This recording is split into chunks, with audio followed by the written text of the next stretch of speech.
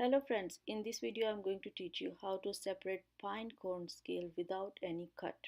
So you can make all these beautiful flowers. They are very easy to make.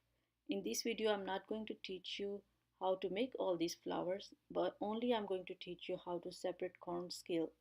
For this project I use these pine cones. I buy it from the Joanne.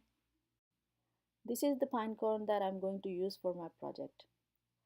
In the beginning, I'm going to remove few pine cone scale with hands because they are easy to remove. After that, I'm going to use plier and knife.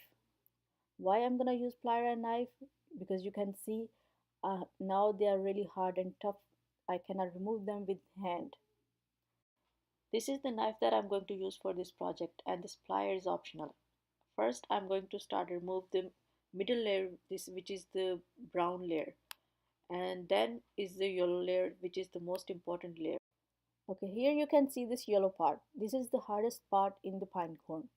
This is the part that keep all the pine cones scale together.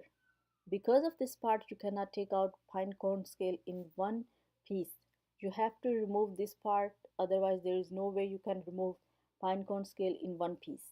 So what I'm going to do is I'm going to scrape this part as much as I can so I can take out a pine cone scale in one piece. And here you can see I remove pinecone scale in one piece without any damage. If you remove the yellow part, you can remove all the pinecone scale in one piece. And if you didn't remove that part properly, you cannot take it out because that's the part keep hold the pinecone scale together.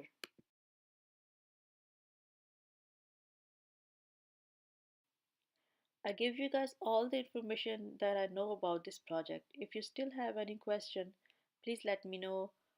I love to give you guys an answer for this project, and thanks for watching my video.